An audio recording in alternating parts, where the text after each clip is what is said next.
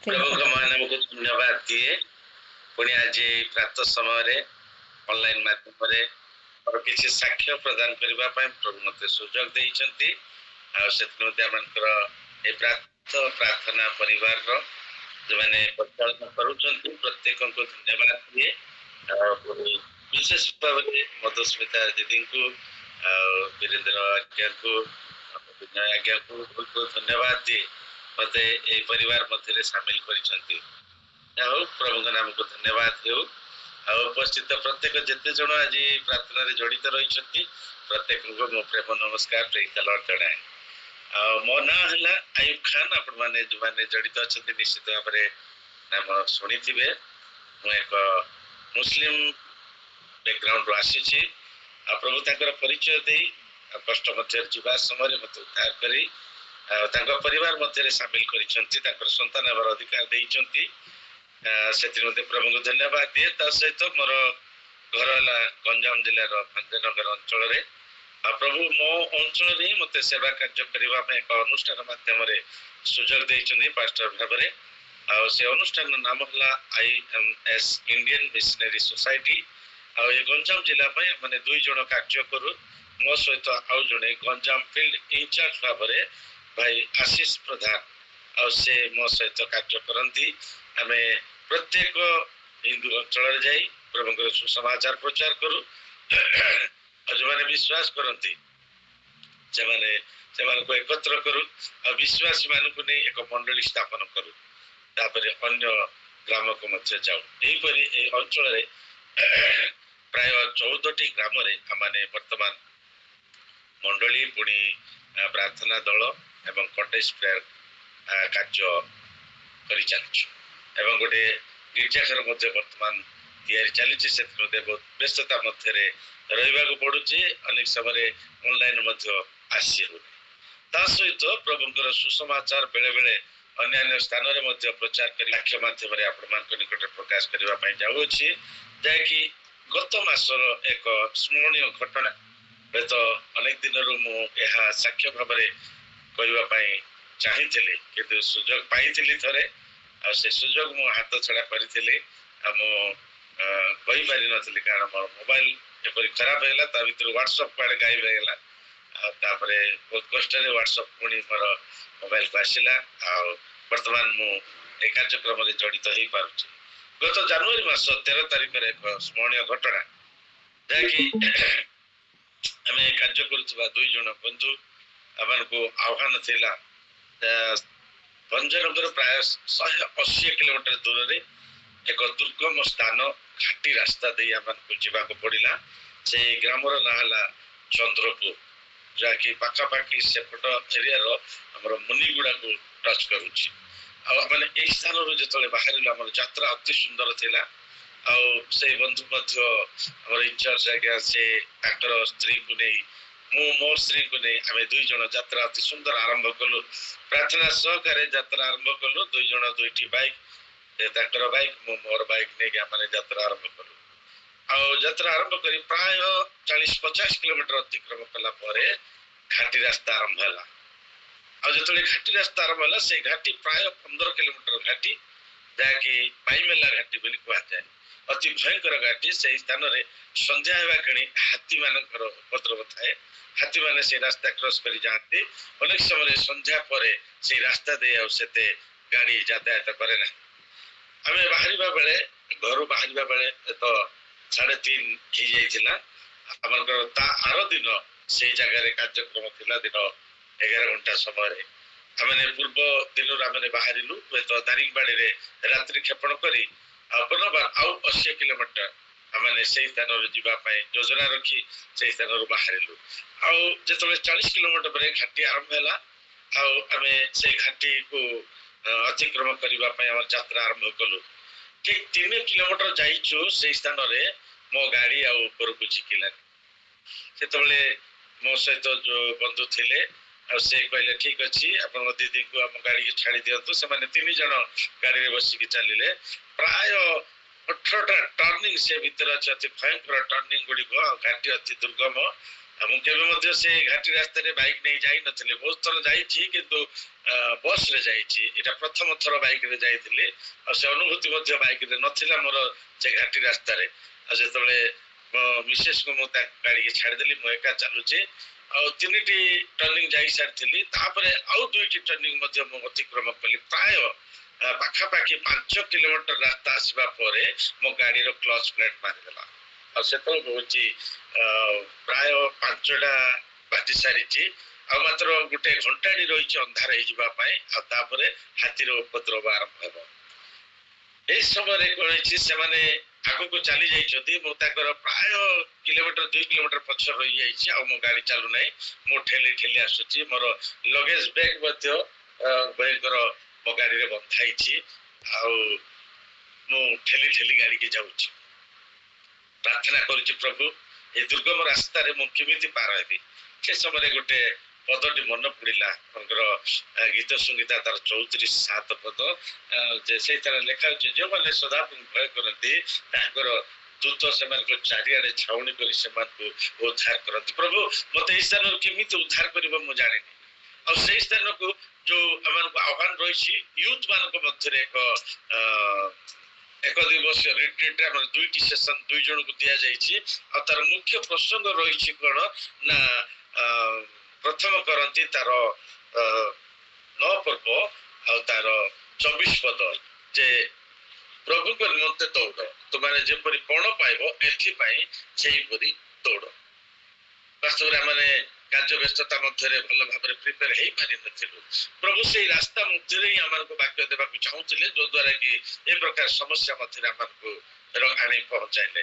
ଯଦି ଆମର ଯାତ୍ରା ଅତି ସୁନ୍ଦର ଆରମ୍ଭ ଥିଲା କିନ୍ତୁ ପଥ ମଧ୍ୟରେ ଆଉ ଶୈତାନ ବିଭିନ୍ନ ପ୍ରକାର ସମସ୍ୟା ଆଣିଲା ଯେପରି ଆମେ ଏଇ ଦୌଡ଼ରେ ଲକ୍ଷ୍ୟସ୍ଥଳ ଯାଇ ପହଞ୍ଚି ନ ପାରୁ, ଯେପରି ଆମେ ଆଉ ସେଇ ସ୍ଥାନରୁ ଫେରି ଆସୁ। କିନ୍ତୁ ମନରେ ଦୃଢ଼ ଗୋଟେ ସଂକଳ୍ପ ଥିଲା ଯେ ଆମେ ନିଶ୍ଚିତ ଭାବରେ ସେଇ ସ୍ଥାନରେ ପହଞ୍ଚିବୁ ଆଉ ସେଥି ମଧ୍ୟରେ ପ୍ରଭୁଙ୍କର ବାକ୍ୟ ପରିବେଷଣ କରିବୁ।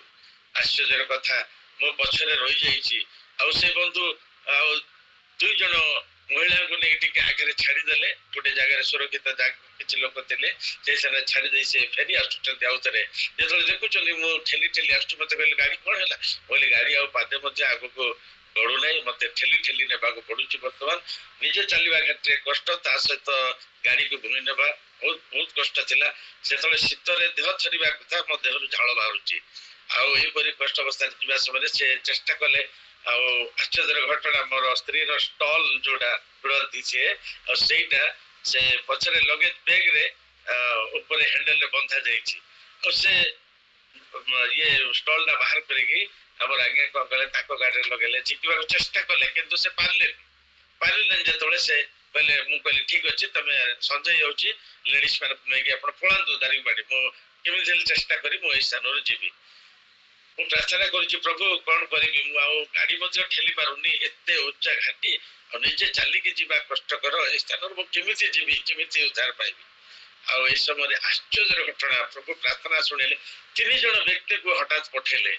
ସେମାନେ ଦେଖିଲେ ପଚାରିଦେଲେ ଭାଇ କଣ ହେଲା? ମୁଁ କହିଲି ଗାଡ଼ିର କ୍ଲଚ୍ ପ୍ଲେଟ୍ ମାରିଦେଲା ଆଉ ମତେ ଘାଟି ଉପରକୁ ଯିବାକୁ। ଭାଇ ଆଉ କେତେ କିଲୋମିଟର ଅଛି? ନା 10 କିଲୋମିଟର ଅଛି। ଆପଣ ଏଇଠୁ କେମିତି ନେବେ? ଗାଡ଼ିକୁ ଠେଲି ଠେଲି କୋଉଠି ନେବେ? ଗାଡ଼ିକି ଛାଡ଼ିକି ମଧ୍ୟ ଆପଣ ଯାଇପାରିବେନି, କଣ କରିବା? ହଉ ବୋଲି କହିଲେ ସେମାନେ। ଚେଷ୍ଟା କରୁଛି ମୁଁ ଯାଉଛି କଣ ହଉଛି ଆଉ ସେମାନେ ଚାଲିଗଲେ ଅତିକ୍ରମ କରି। ସେମାନେ 3 କିଲୋମିଟର ଅତିକ୍ରମ କରି ଗଲା ପରେ ତାଙ୍କ ମନରେ କଣ ହେଲା ହୁଏତ ମୋ ପ୍ରାର୍ଥନା ପ୍ରଭୁ ଶୁଣିଲେ, ସେମାନଙ୍କ ହୃଦୟରେ କାର୍ଯ୍ୟ କଲେ। ଦୂତ ସଦସ୍ୟ ସେମାନଙ୍କୁ ଆଉ ଥରେ ଫେରାଇଲେ। ତା ଭିତରୁ 3 ଜଣ ଆସିଲେ ଆଉ 3 ଜଣ ଆସିବା ପରେ ଗାଡ଼ିକୁ ଚେଷ୍ଟା କଲେ ବହୁତ ମୋର ସେ ଷ୍ଟଲରେ ବାନ୍ଧିଲେ, ଝିକିଲେ, ପାରିଲେନି, ଆଉ ଥରେ ଫେରିକି ପଳେଇଲେ। କହିଲେ ପ୍ରଭୁ କଣ କରିବି ଏବେ? ଏମାନେ ମଧ୍ୟ ପଳେଇଲେ କିନ୍ତୁ ପ୍ରଭୁଙ୍କର କାର୍ଯ୍ୟ ଦେଖନ୍ତୁ। 3 ଜଣ ମଧ୍ୟରୁ 2 ଜଣ ପଳେଇଲେ, ଜଣେ ପୁନର୍ବାର ଫେରି ଆସିଲେ। ନାଇଁ ଭାଇ ଆପଣ ଏକଲା ବହୁତ ହଇରାଣ ହେଇଯିବେ, ଘାଟି ଆପଣ ଜାଣିନାହାନ୍ତି, ଆମେ ଏଇ ଘାଟିରେ ଡ୍ୟୁଟି କରୁ ଫରେଷ୍ଟ ଭାବରେ ଆଉ ହାତୀ ତ ନିଶ୍ଚିତ ଭାବରେ 6ଟାରେ ରାସ୍ତା ଅତିକ୍ରମ କରିବ, ଆପଣ କେମିତି ଯିବେ? ମୁଁ ଆପଣଙ୍କୁ ଛାଡ଼ିକି ମଧ୍ୟ ଯାଇପାରୁନି। ଆଉ ସେ ଚାରିଆଡ଼େ ଦରାଣ୍ଡିଲେ କଣ ଅଛି କୋଉଠି ପାଇବେ ବୋଲି। ଆଉ ପ୍ରଭୁଙ୍କର ଆଶ୍ଚର୍ଯ୍ୟ କାର୍ଯ୍ୟ ଗୋଟେ ଦୌଡ଼ି ତାଙ୍କୁ ମିଳିଲା। ଛୋଟିଆ ଦଉଡ଼ି ଗୋଟେ ଦେଢ଼ ହାତର ମିଳିଲା। ଆଉ ସେ କଣ କଲେ ଗାଡ଼ିକୁ ଭଲ ଭାବରେ ତାକୁ ବାନ୍ଧିଲେ ଆଉ ମଝିରେ ବାନ୍ଧିକିରି ତାଇରେ ଷ୍ଟଲ୍ ବାନ୍ଧିକିରି ତାଙ୍କ ଗାଡ଼ିରେ ବାନ୍ଧିଲେ। ବହୁତ ମୋ ପାଇଁ ଏତେ କଷ୍ଟ, ବହୁତ ଦୁର୍ଘଟଣାର ସମ୍ମୁଖୀନ ହେଇ ମଧ୍ୟ ପଡ଼ିଯିବାର ପୁରା ଇଏ ଥାଇ 2 ଜଣ ଅତି ମାନେ ଯତ୍ନ ସହିତ ସେ ଗାଡ଼ିକୁ ଆଶ୍ଚର୍ଯ୍ୟ କଥା 10 କିଲୋମିଟର ତା ଭିତରେ 10ଟା ପ୍ରାୟ ଟର୍ଣ୍ଣିଂ ଏତେ ଦୁର୍ଗମ ପଥ ଦେଇ ମତେ ସେ ଆଣିଲେ। ମୁଁ ପରେ ଚିନ୍ତା କଲି ହୁଏତ ସେ ଲୋକ ନାହିଁ, ପ୍ରଭୁ ତାଙ୍କ ଦୂତକୁ ପଠେଇକି ମତେ ସୁରକ୍ଷିତ ଭାବରେ ଆଣିଲେ। ଆଉ 10 କିଲୋମିଟର ବାଟ ଅତିକ୍ରମ କରି ଆମେ ଯେତେବେଳେ ଆସି ସେ ଘାଟି ଅତିକ୍ରମ କଲା ପରେ ଗୋଟେ ପଞ୍ଚୁପଲ୍ଲୀ ବୋଲି ଗୋଟେ ଗାଁ, ଆଉ ସେ ଗାଁ ପାଖରେ ସେମାନେ ପହଞ୍ଚିଲେ। ତାଙ୍କ ଡ୍ୟୁଟି ପଞ୍ଚୁପଲ୍ଲୀର ଭିତରକୁ ଥିଲା। କହିଲା ଆଜ୍ଞା ଆଉ ଏବେ ଆଉ ମୁଁ ଆପଣଙ୍କ ସହଯୋଗ କରିପାରିବିନି, ସାହାଯ୍ୟ ମଧ୍ୟ କରିପାରିବିନି, ମତେ ଏଇଠୁ ବିଦାୟ ଦିଅନ୍ତୁ, ମୁଁ ଏଇଠୁ ଯାଉଛି। ଆମର ଇନଚାର୍ଜ ଆଜ୍ଞା 2 ଜଣ ସ୍ତ୍ରୀଙ୍କୁ ନେଇ ସେମାନେ ପଞ୍ଚୁପଲ୍ଲୀରେ ଅପେକ୍ଷା କରିଛନ୍ତି ମତେ, ଆଉ ତାଙ୍କ ପାଖରେ ଆଣିକି ଛାଡ଼ିଦେଲେ। ସେ ତାଙ୍କର କାର୍ଯ୍ୟରେ ସେ ଚାଲିଗଲେ। ଆମେ ସେଠି ଠିଆ ହେଲୁ, ପ୍ରଭୁଙ୍କୁ ଧନ୍ୟବାଦ ଦେଲୁ। ଯାହା ହଉ ଘାଟି ଦୁର୍ଗମ ରାସ୍ତାରୁ ତ ପ୍ରଭୁ ଆମକୁ ଧରି ପଳେଇ ଆସିଲେ ଆଉ ଏଇଠି ଆଣି ପହଞ୍ଚାଇଲେ ସୁରକ୍ଷିତ ଜାଗାରେ। ଏଇଠୁ ଆମେ ଯେମିତି ହେଲେ ଚେଷ୍ଟା କରି ଚାଲିଯିବା। ଦାରିଙ୍ଗବାଡ଼ି ଫୋନ କଲେ ମୋର ଜଣେ ବନ୍ଧୁ ପାଖକୁ, ସେ କହିଲେ ବସ୍ ଆସିବ ତାହିରେ ଲେଡିସ୍ ମାନଙ୍କୁ ଛାଡ଼ି ଦିଅନ୍ତୁ, ଆପଣ ପଳେଇ ଆସନ୍ତୁ। କିନ୍ତୁ ଆମର ସେ ଆଜ୍ଞା କହିଲେ ବସ୍ କେତେବେଳେ ଆସିବ ଅପେକ୍ଷା କରିବା, ଆସ ଆମେ ମୋ ଗାଡ଼ିରେ ଆଉ ଥରେ ଏଠୁ ବାନ୍ଧିକି ଚେଷ୍ଟା କରିବା। ଦୌଡ଼ି ବନ୍ଧା ହେଇଛି, ତା ସହିତ ଷ୍ଟଲ୍ ବାନ୍ଧିକି ମୋ ଗାଡ଼ିରେ ମୁଁ ଝିକିକି ନେଇଯିବି। ଆଉ ପ୍ରଭୁ ସେଥିରେ ମଧ୍ୟ ସାହାଯ୍ୟ କଲେ। ଆମେ ପ୍ରାୟ 3 କିଲୋମିଟର ଆଉ ରହିଲା 10 କିଲୋମିଟର ଦାରିଙ୍ଗବାଡ଼ିରେ ପହଞ୍ଚିବାକୁ, ପ୍ରାୟ 3 କିଲୋମିଟର ପର୍ଯ୍ୟନ୍ତ ସେ ଧରିକି ପଳେଇ ଆସିଲେ। ପଛରେ ଗୋଟେ ବସ୍ ର ହର୍ନ ସାଉଣ୍ଡ, ଆଉ ରାସ୍ତା ଅତି ସରୁ ଥିଲା। ଆଉ ଯେତେବେଳେ ବସ୍ ଟି ପାଖକୁ ଆସିଲା ଇଏ ସାଇଡ କରିଦେଇକିରି ଗାଡ଼ି ରଖିଲେ, କିନ୍ତୁ ଭାରସାମ୍ୟ ହରାଇଲେ, ପଡ଼ିଗଲେ। ପଡ଼ିଯିବା ସକାଶୁ ମୋ ସ୍ତ୍ରୀଙ୍କର ଗୋଡ଼ କଣ ହେଲା, ସେ ବାଇକ୍ ଭିତରେ ପଶିଗଲା, ଆଉ ବାହାରିଲା ନାହିଁ। ଇଏ ଗୋଟେ ବଡ଼ ସମସ୍ୟା। ଲୋକମାନେ ଗଦା ହେଇଗଲେ ସେ ଜାଗାରେ, ବହୁତ କଷ୍ଟରେ ତାଙ୍କୁ ମୁଁ ଟେକି ଧରିଲି। ମୋ ଗାଡ଼ି ମଧ୍ୟ ପଡ଼ିଛି, ତାଙ୍କ ଗାଡ଼ି ପଡ଼ିଛି, ଆଉ ସେ ସମୟରେ ଆଉ କିଛି ଉପାୟ ନାହିଁ, କେବଳ ପ୍ରଭୁ ଆଗା ଭରସା। ମୁଁ କଣ କଲି, ମୋ ସ୍ତ୍ରୀକୁ ଧରି ପୁରା ଟେକିଲି ଉପରକୁ, ତାପରେ ତାଙ୍କ ଗୋଡ଼ ସେ ବାହାରିଲା, ଯେତେବେଳେ ଗୋଡ଼ ଫୁଲିଗଲାଣି। ଏ ପ୍ରକାର ପରିସ୍ଥିତିରେ ଆଉ କଣ କରିବା, ଠିକ ଅଛି ପ୍ରାର୍ଥନା କଲି। ମୁଁ କହିଲି ଆପଣ 3 ଜଣ ଧରି ପଳାନ୍ତୁ, 2 ଜଣ ଧରିକି ପଳାନ୍ତୁ, ଦାରିଙ୍ଗବାଡ଼ିରେ ପହଞ୍ଚନ୍ତୁ, ମୁଁ ଏଇଠି ତ ପ୍ଲେନ ରୋଡ, ମୁଁ ଏଇଠୁ ଯିବି। ଆଉ ତଥାପି ମଧ୍ୟ ଘାଟି ମାନେ ସେ ରାସ୍ତା ମଧ୍ୟ ଉଚ୍ଚା ନିଚା ଏମିତି ଅଛି। ପ୍ରାର୍ଥନା କରୁଛି ପ୍ରଭୁ ଏଇଠୁ ମଧ୍ୟ ମୁଁ କେମିତି ଯିବି। ଆଶ୍ଚର୍ଯ୍ୟର କଥା, ପ୍ରଭୁ ଆଉ 2 ଜଣ ଯୁବାକୁ ପଠେଇଲେ ମୋ ପାଖକୁ। ସେମାନେ ଆସିଲେ, କହିଲେ ଆଜ୍ଞା ଆପଣ ଗାଡ଼ି ଆମକୁ ଦେଇଦିଅନ୍ତୁ, ଆମ ଗାଡ଼ି ଧରିକି ଆପଣ କିଲୋମିଟର ଆଗକୁ ଯାଇକି ଅପେକ୍ଷା କରନ୍ତୁ, ଆମେ ନଉଥିବୁ, ଆଉ ଥରେ ଆପଣ କିଲୋମିଟର ଯିବେ, ଆମେ ଠେଲି ଠେଲି ନଉଛୁ। ସେମାନେ ଆଣିଲେ ମାତ୍ର ଆଉ 3 କିଲୋମିଟର ପରେ ସେମାନଙ୍କ ଗାଁ ପଳେଇ ଆସିଲା। ସେମାନେ ରହିଗଲେ, ମତେ ଆଉ ଥରେ ସେଇଠି ଛାଡ଼ିଲେ। ଏପରି ମୁଁ ଆଉ ଥରେ ଫୋନ କଲି, ଆମର ଇନଚାର୍ଜ ଆଜ୍ଞା ଆସିଲେ, ଆସିକିରି ଆଉ ଥରେ ତାଙ୍କ ଗାଡ଼ିକି ମୋ ଗାଡ଼ି ବାନ୍ଧିଲେ, ଆଉ ଆଣିକି ଦାରିଙ୍ଗବାଡ଼ିରେ ପହଞ୍ଚିଲେ। ତାର ଦିନ ଥିଲା ସଂକ୍ରାନ୍ତି, ଗାଡ଼ି ଆଉ ତିଆରି ହେଇପାରିବ ନାହିଁ। ସେଇଠି ମଧ୍ୟ ପ୍ରଭୁ ସାହାଯ୍ୟ କଲେ। ଜଣେ ମେକାନିକ ସହିତ ପରିଚୟ ହେଲା, ସେ କହିଲେ ଆପଣ ମାନେ ଆସନ୍ତା କାଲି ଯିବେ, ଯାଆନ୍ତୁ। ଆଉ ମୋର ଯୋଉ ବନ୍ଧୁ ଦାରିଙ୍ଗବାଡ଼ିରେ ଥିଲେ, ଆଉ ତାଙ୍କୁ କହିଲେ ଆପଣଙ୍କୁ ଗାଡ଼ି ଲାଗିଲା, ଆପଣ ତିଆରି କରିବାକୁ ବ୍ୟବସ୍ଥା କରିବେ। ଆଶ୍ଚର୍ଯ୍ୟର କଥା, ଆମେ ଫେରିଲା ବେଳୁ ଗାଡ଼ି ତିଆରି ହେଇ ଯତ ଟଙ୍କା 2000 ଆବଶ୍ୟକତା ଥିଲା, ମୋ ପାଖରେ ସେତିକି ମଧ୍ୟ ନଥିଲା। ତଥାପି ଗାଡ଼ି ଦେଇକି ଆମେ ପଳେଇଲୁ। ତାର ଦିନ ପ୍ରାତଃ ସମୟରେ ଆମ ସ୍ତ୍ରୀ ମାନେ ମଧ୍ୟ ଯିବାର ଥିଲା, ସେମାନେ ମଧ୍ୟ ଯାଇନାହାନ୍ତି। ତାଠୁ ଆହୁରି ଭୟଙ୍କର ରାସ୍ତା ଗୁଡ଼ିକ ଆମେ ଅତିକ୍ରମ କରି ଗଲୁ 2 ଜଣ ବନ୍ଧୁ, କିନ୍ତୁ ସ୍ତ୍ରୀ ମାନଙ୍କୁ ସେଠି ଛାଡ଼ି ଦେଇକି ଆମେ ଚାଲିଗଲୁ। ଆଉ ସେ ସମୟରେ ମଧ୍ୟ ଆମେ ଗଲାଠୁ ଏ ଯୋଉ ଘାଟି ଥିଲା, ତାଠୁ ଭୟଙ୍କର ଘାଟି, ପୁରା ଟାଉନ ମୁହଁ ପରି। ଆଉ ସେ ରାସ୍ତା ଆମେ ଦେଖିକିରି ବହୁତ ଚିନ୍ତା କଲୁ, ଆମେ କହିଲୁ ଏଇଠି ଆଉ କେମିତି ଯିବା। ଆଉ ଥରେ ସେଇଠି ପ୍ରାର୍ଥନା କଲୁ 2 ଜଣ, ଆଉ ଗାଡ଼ି ଗଲା, ସେ ଯାଇ ପହଞ୍ଚିଲା। ଆଉ ସେ ସମୟରେ ପ୍ରଭୁ ଏଇ ବାକ୍ୟ ଦେଇ ଆମମାନଙ୍କୁ ସେଇ ସ୍ଥାନରେ ସାକ୍ଷ୍ୟ ଚତୁର୍ଥ ବାକ୍ୟ ପରିବେଷଣ କରିବା ପାଇଁ ସାହାଯ୍ୟ କଲେ, ଯାହାକି ଯୁବା ମାନଙ୍କୁ ଅତି ଆପ୍ୟାୟିତ କଲା। ସେ ବାକ୍ୟ ଯେ ଯେତେବେଳେ ଆମେ ଲକ୍ଷ୍ୟ ସ୍ଥଳରେ ଦୌଡ଼ିବାକୁ ଆରମ୍ଭ କରୁଛୁ ବଳ ପାଇବା ପାଇଁ, ପଥ ମଧ୍ୟରେ ଶୟତାନ ବିଭିନ୍ନ ପ୍ରକାର ପରିସ୍ଥିତି ଆଣିବ, ଯେମିତି ଆମେ ଲକ୍ଷ୍ୟ ସ୍ଥଳରେ ପହଞ୍ଚି ପାରିବା ନାହିଁ, ଟ୍ରାକ୍ ରୁ ବାହାରକୁ ଚାଲିଯିବା। କିନ୍ତୁ ପ୍ରଭୁ ସେଇ ଅନୁଭୂତି ନେଇ ଆମମାନଙ୍କୁ କଥା କହିଲେ ରାସ୍ତା ମଧ୍ୟରେ, ଆଉ ସେଇ ସ୍ଥାନରେ ଆମେ ବାକ୍ୟ ପରିବେଷଣ କଲୁ। ରାତିରେ ଆସିବା ପାଇଁ ଆଉ ସାହସ ହେଲା ନାହିଁ, ଯେପରି ଗଡ଼ିଛୁ ଆମେ ସେପରି ଉଠିବାକୁ ପଡ଼ିବ ଘାଟି ରାସ୍ତା। ଆଉ ପ୍ରାର୍ଥନା ସହ ସକାଳେ ବାହାରିଲୁ, ଯତ ଘାଟି ଚଢୁ ଚଢୁ ଥରେ ପଡ଼ିଗଲୁ, କିନ୍ତୁ ଆଉ ଥରେ ଉଠିଲୁ, ଆଉ ପ୍ରାର୍ଥନା କରି ସାହସର ସହିତ ସେ ଘାଟି ମଧ୍ୟ ଅତିକ୍ରମ କରି ଆସି ଆମେ ଦାରିଙ୍ଗବାଡ଼ିରେ ପହଞ୍ଚିଲୁ। ଆଉ ଆମର ପରିବାରକୁ ନେଇ ପୁନର୍ବାର କୁଶଳତାର ସହିତ ସେଇ ଘାଟି ରାସ୍ତାରେ ଆସି ଘରେ ପହଞ୍ଚିଲୁ। କିନ୍ତୁ ଯୋଉ ଟଙ୍କାର ଆବଶ୍ୟକ ଥିଲା ମଧ୍ୟ ଯୋଉଠିକି ଆମେ ଯାଇଥିଲୁ ଆଉ ସେମାନେ ପ୍ରାୟ 4,000 ଟଙ୍କା ଦେଇଥିଲେ ଆଉ 2 ଜଣ ବନ୍ଧୁ ଆମେ 2,000 କଲୁ ପ୍ରଭୁଙ୍କୁ ଧନ୍ୟବାଦ ଦେଲୁ ପ୍ରଭୁ ଯେତେବେଳେ ଗାଡି ଆସିକି ପହଞ୍ଚିଲୁ ସେଠି ଖବର ପାଇଲୁ ଯେ ଗାଡି ପାଇଁ 2,000 ଟଙ୍କା ଖର୍ଚ୍ଚ ହେଇଛି ଆଉ ପ୍ରଭୁ ଧନ୍ୟବାଦ ଦେଲୁ ପ୍ରଭୁ ଅର୍ଥ ମଧ୍ୟ ଯୋଗାଇ ଦେଲେ ଆଉ ଗାଡିରୁ ସେଇଠୁ ଆମେ ଆସିକିରି ଘରେ ପହଞ୍ଚିଲୁ ଏ ଥିଲା ଆମର ଏକ ବିରାଟ ବଡ ଅନୁଭୂତି ଆଉ ସ୍ମୃତି ଯାହାକି ପଥ ମଧ୍ୟରେ ଏଇ ପ୍ରକାର ଏକ ପରିସ୍ଥିତିରେ ପହଞ୍ଚିଲି ଯୋଉଟାକି ପ୍ରଭୁ ଯେମିତି ସେ ଦାନିଏଲକୁ ଆମଙ୍କର ସିଂହ ଘାତରୁ ଉଦ୍ଧାର କଲେ ହାତୀ ମାନଙ୍କ କବଳରୁ ଏକ ଦୁର୍ଗମ ରାସ୍ତାରୁ ପ୍ରଭୁ ମତେ ବଞ୍ଚାଇ ରଖିଲେ ଆଉ ପ୍ରଭୁ ମୁଁ ସେଇ ସମୟରେ ଜାଣିଲି ଯେ ପ୍ରଭୁ ଆମଙ୍କର କେତେ ସୁରକ୍ଷା ନିଅନ୍ତି ଯେତେବେଳେ ମାନେ ବିପଦରେ ପଡିଥିଲେ ମଧ୍ୟ ଯେତେବେଳେ ଉପାୟ ଶୂନ୍ୟ ହେଇଯାଇଥାଉ ଠିକ ସେଇ ସମୟରେ ପ୍ରଭୁ ତାଙ୍କର ସାହାଯ୍ୟର ହସ୍ତ ବଢାଇ ଆମକୁ ସୁରକ୍ଷା ଦେଇଥାନ୍ତି ଉପଯୁକ୍ତ ସମୟରେ ଲୋକମାନଙ୍କୁ ମଧ୍ୟ ପଠାନ୍ତି ଆସିବା ପରେ ପ୍ରଭୁଙ୍କୁ ବହୁତ ବହୁତ ଧନ୍ୟବାଦ ଆମେ ପ୍ରାର୍ଥନା କଲୁ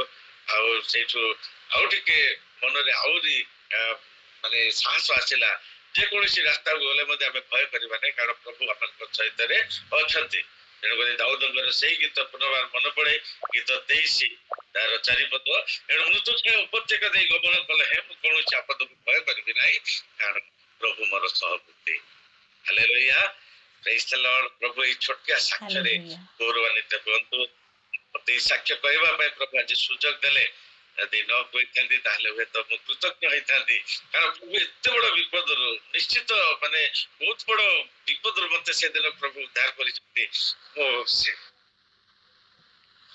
ସେ କଥା ମନେ ପଡିଲେ ମଧ୍ୟ ଆଜି ମୋର ମାନେ ଶରୀରରୁ ମୁଁ ଟାଙ୍କୁରି ଯାଏ ଏ ପ୍ରକାର ଅବସ୍ଥାରେ ମୁଁ ପଡି ଯାଇଥିଲି ଏକା ଦୁର୍ଗମ ରାସ୍ତାରେ କିନ୍ତୁ ପ୍ରଭୁ ମୋ ସହିତ ଥିଲେ ସେ କହିଲେ ଭୟ କର ନାହିଁ ମୁଁ ତ ସାଙ୍ଗରେ ଅଛି ନିରାଶ ହୁଅ ନାହିଁ ମୁଁ ତୋର ପରମେଶ୍ୱର ହାଲେଲୁୟା ପ୍ରଭୁ ଏଇ ସାକ୍ଷ୍ୟରେ Amen. ଗୌରବାନ୍ୱିତ Hallelujah. Thank you, Ayub bhai.